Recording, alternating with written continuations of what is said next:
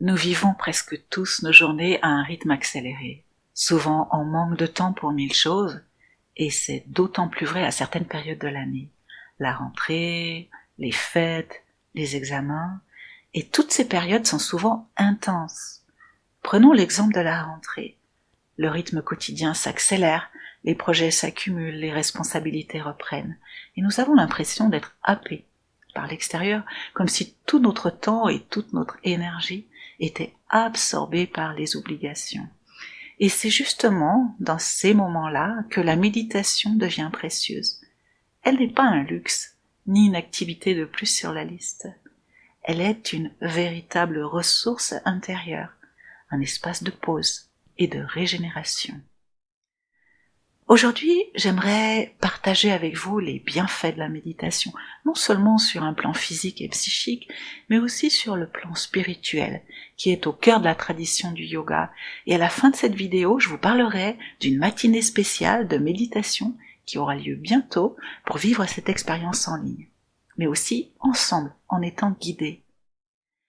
Avant de vous parler des bienfaits de la méditation, prenons le temps de 2 respirations lentes et conscientes. Installez-vous. Vous pouvez inspirer lentement, très lentement, de façon détendue, puis expirez longuement, très longuement, en vous relaxant. Et vous faites cela encore juste une fois. Inspiration lente, très lente, jusque dans le visage, les épaules, les mâchoires. Expiration longue, très longue, en vous relaxant.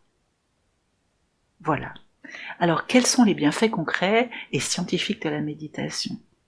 Sur le plan physique, tout d'abord, la méditation ralentit le rythme cardiaque, diminue la tension artérielle, apaise le système nerveux, elle réduit la sécrétion de cortisol, l'hormone du stress. Elle favorise un meilleur sommeil et une détente musculaire durable. Mais ce n'est pas tout. Sur le plan psychique, elle améliore la concentration, la mémoire, la clarté mentale. Elle développe la capacité à prendre du recul et à mieux réguler ses émotions.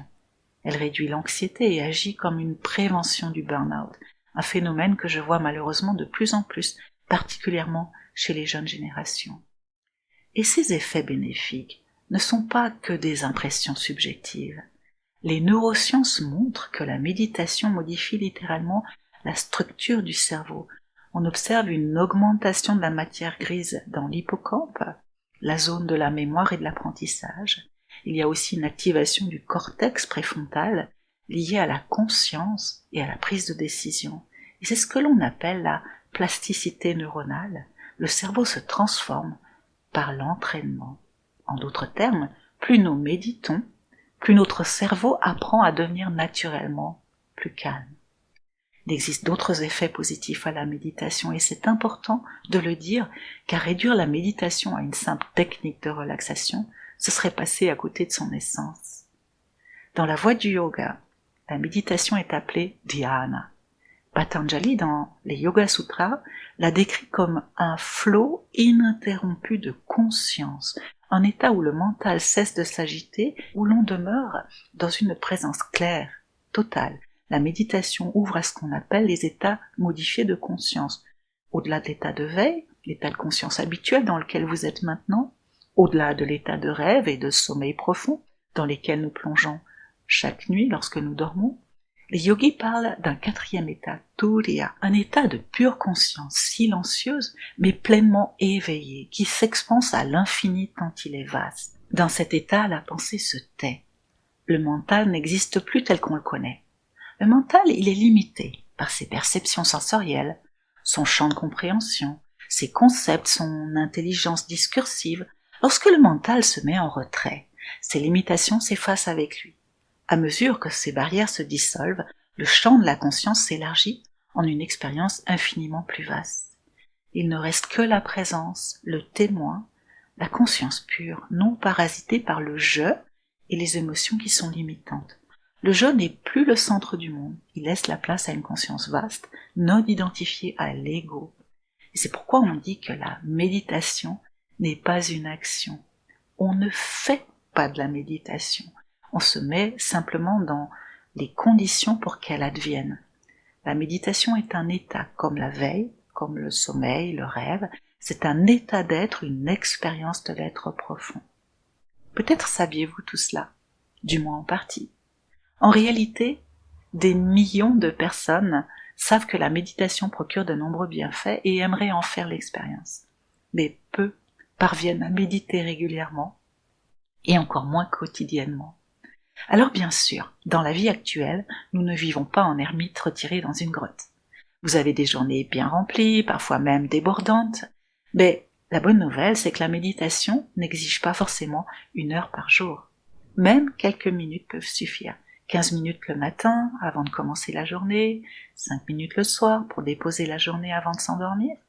Cela peut déjà changer la donne. La qualité de votre journée est aussi la qualité de votre nuit. Ce n'est pas beaucoup 15 minutes. Et pourtant, c'est le premier obstacle à la méditation, le temps. S'autoriser à s'accorder régulièrement un peu de temps pour méditer. Or, vous l'avez entendu, c'est peu, 15 minutes ou 10 minutes. Mais ce qui compte, ce n'est pas tant la durée, mais c'est la régularité. Mieux vaut méditer 5 minutes tous les jours qu'1 heure de temps en temps.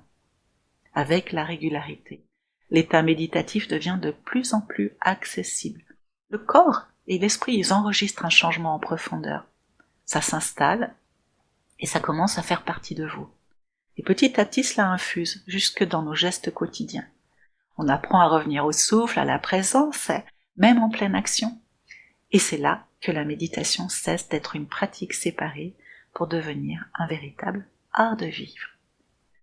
En une matinée, vous ne deviendrez pas un méditant à vie, mais vous repartirez avec des repères concrets et une expérience tangible qui change la donne. Trouver, ou plus exactement s'accorder un espace-temps pour méditer, c'est le premier obstacle et c'est aussi le premier défi.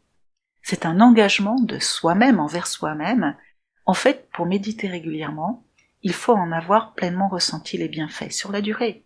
Et c'est pourquoi je vous recommande une expérience forte et accompagnée pour commencer, afin de goûter vraiment à la saveur de la méditation et d'en reconnaître les bienfaits. Mais soyons honnêtes, beaucoup ont l'impression que s'asseoir pour méditer, c'est un peu ne rien faire. Donc c'est perdre du temps, donc c'est difficile de s'engager si on vit ce dilemme-là. Alors, si on médite quand on commence, souvent le mental il nous assaille. Et là c'est douloureux. On est submergé de pensées, on n'a pas l'impression de faire quelque chose qui nous fait du bien. Et le mental il n'aime pas ce qui est désagréable, ni ce qui ressemble à une perte de temps. Bref, la pratique peut sembler ingrate si l'expérience n'est pas franchement positive dès le début. Ceci dit, quand on constate qu'on est malade, on se soigne et on prend du repos. Ça prend un peu de temps, et ce n'est pas forcément agréable, puis ce repos il fait du bien finalement. En fait, c'est un peu la même chose pour la méditation. Elle nous ramène dans le rythme du vivant, et non pas dans le rythme effréné d'Internet, des stories, des réels qui défilent à toute allure à mesure que l'on scrolle sans fin. Internet stimule en permanence le circuit de récompense immédiat. Le cerveau devient de plus en plus addict, demandeur de dopamine. Donc, la méditation nous ramène au rythme du vivant, au rythme de notre corps et des cycles de la nature. Il y a une vraie prise de recul par rapport à tout ce qui est de l'ordre de la stimulation du faire, de nos émotions, de notre ego réactionnel. C'est vrai, la méditation est une expérience qui prend un peu de temps. Pas tant que ça d'ailleurs. Et elle prend surtout un peu de temps pour s'installer.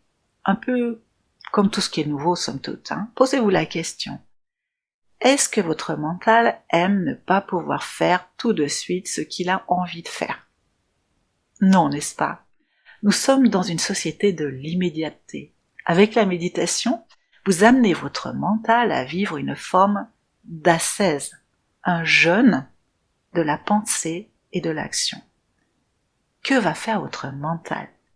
Eh bien, il va se révolter naturellement. À l'intérieur, ce sera la révolution. Plus que jamais, le mental aura envie de penser. Et vous êtes le témoin de cela.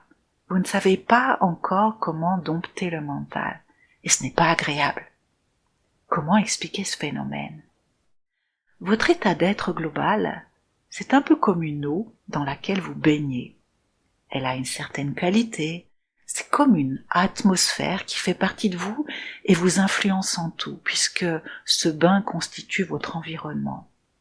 Quand vous faites votre première méditation, c'est un peu comme si toute la vase au fond de l'eau du bain commençait à remonter, comme lorsque l'on remue l'eau stagnante avec un bâton. Le mental et toutes les tensions réagissent. Vous comprenez ? On ne peut pas dire que ce que je vous raconte vous encourage vraiment à méditer, et pourtant, c'est une phase à passer, la prise de conscience. Sinon, vous restez comme un poisson dans son bocal, qui tourne en rond toute sa vie, et qui ne se rend même pas compte qu'il est dans un bocal, ni que c'est une eau stagnante, ni qu'il y a de la vase au fond, et que c'est pour cela qu'il n'arrive même plus trop à voir devant lui. En méditation, si vous persévérez, l'eau de votre étang intérieur va se purifier jusqu'à devenir un grand lac clair. Alors la méditation peut devenir quelque chose de délicieux. Vous aurez plaisir à vous asseoir au bord de votre lac, calme, beau, vaste et silencieux. Votre regard pourra plonger au fond du lac, contempler des galets, mais aussi des trésors cachés jusque-là. Cette expérience sera infiniment nourrissante et régénérante. Mais il est probable qu'avant d'arriver à cela, vous soyez confronté à un étang dont la vase remonte à la surface par moments. Ce n'est pas très agréable, mais ce n'est qu'un moment à passer. On peut même dire que c'est bon signe, les choses sont en train de changer pour vous.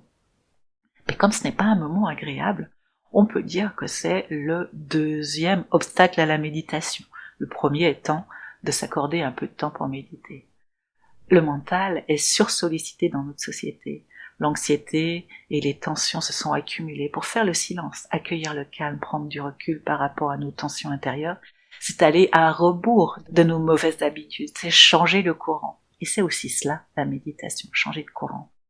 Il devient alors possible de prendre du recul, de contempler sa vie autrement, de voir émerger des solutions intuitivement, même sans y penser, et de goûter à des moments d'espace profond à l'intérieur, des moments heureux. Espace heureux. Nous sommes à une époque où nous courons tellement après le temps que le temps est devenu une valeur très très précieuse. Si précieuse qu'on a du mal à s'en accorder. Mais, et c'est paradoxal, hein, nous perdons énormément de temps tous les jours sur les écrans. Alors voilà, je vous propose une invitation.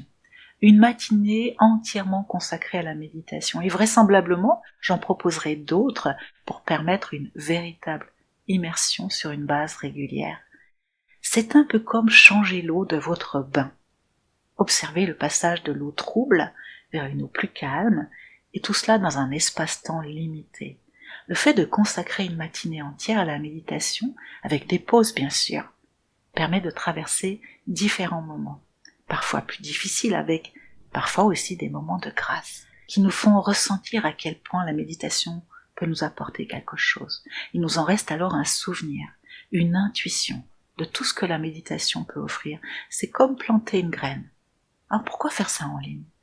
Parce que l'accès est simple, où que vous soyez. Il n'y a aucune raison de reporter l'expérience. C'est une occasion pour faire quelque chose pour soi, maintenant. Et pourquoi le direct ? Parce qu'un rendez-vous en direct, c'est un rendez-vous avec vous. C'est maintenant et pas demain. C'est une forme d'engagement, et ça c'est structurant. Il n'y a pas que cela. Le direct, il a aussi un effet bluffant, c'est l'effet de groupe. Comme on se voit les uns les autres à l'écran, même sous forme de vignette, c'est un véritable groupe qui se forme, et ce groupe nourrit une motivation. C'est comme une mini-communauté. Le temps d'une matinée, cela nous encourage à aller jusqu'au bout, parce que les autres y sont là. C'est la même chose que de se rendre à un centre de méditation, la force du groupe. Même derrière un écran, cela fonctionne très bien. Et cette vidéo est donc une invitation à vous accorder un samedi matin en entier pour explorer ensemble la pratique de la méditation. Et la veille au soir, le vendredi, je proposerai une conférence en ligne sur la méditation pour comprendre pleinement ce que c'est, mettre en place les bonnes conditions pour pratiquer. À la fin de la conférence, je vous expliquerai ce que nous vivrons le samedi matin. Je vous donnerai toutes les indications utiles. Par exemple, la méditation peut se pratiquer assis au sol ou avec un banc de méditation, mais aussi assis sur une chaise. Que la position ne devienne surtout pas un obstacle. L'essentiel, il est dans une forme de verticalité détendue pour revenir dans l'axe, mais tout cela vous sera expliqué. Alors pour résumer, vous pouvez vous accorder un samedi matin pour vivre une expérience méditative, progressive, durable et donc profonde. Ce sera un temps fort pour vous, un temps dédié qui ne s'oublie pas et qui vous permet d'inscrire la méditation en vous, comme un souvenir inscrit dans le corps et dans l'esprit. Il n'est pas anodin de proposer une matinée de 8h à 12h15. C'est un espace-temps conséquent, mais rassurez-vous, il sera organisé avec des moments de pause. Au programme, 4 sessions guidées de 45 minutes chacune pour explorer différents aspects de la méditation. Chaque session commencera par l'explication d'une technique pour aborder un axe spécifique. Puis la méditation en tant que telle sera guidée et vous conduira progressivement vers le silence. Entre les périodes de méditation, nous prendrons un quart d'heure de pause. L'idéal serait de vous promener ou de vous reposer afin de rester dans la vibration de la pratique. Surtout ne réactivez pas le mental, évitez le téléphone, la tablette, l'ordinateur. Rappelez-vous, la méditation est une forme de jeûne pour le mental. À la fin de la matinée, nous aurons 30 minutes d'échange ou de questions-réponses. Si vous le souhaitez, vous recevrez un espace en ligne dédié à votre matinée où vous retrouverez pendant 30 jours tous les replays des méditations. Les audios des méditations seront téléchargeables. L'événement est accessible à tous, quel que soit votre niveau de pratique, et pour celles et ceux qui ne peuvent pas être en présence en direct, un replay sera disponible pendant 30 jours, pour faire seul en fait. Comme je vous le disais, j'espère mettre en place une série de matinées de méditation sur une base régulière en fonction de l'intérêt suscité. Je fais cela parce que je crois profondément que la méditation est une clé de transformation qui nous permet de toucher à notre être le plus profond et qui influe sur notre manière d'envisager la vie et le quotidien pour le meilleur. En conclusion, la méditation est une rencontre vraie avec soi-même. Elle est une ouverture à plus grand que soi. Elle est une voie vers la paix intérieure et la liberté. J'espère que cette vidéo vous donne envie d'expérimenter ou de renouer avec la méditation. J'aurai beaucoup de joie à vous retrouver lors de cette matinée spéciale. Vous retrouverez toutes les informations, les dates et les conditions et le lien d'inscription juste sous cette vidéo. Vous pouvez vous inscrire dès maintenant et merci de m'avoir écouté et à très bientôt pour cette belle aventure intérieure.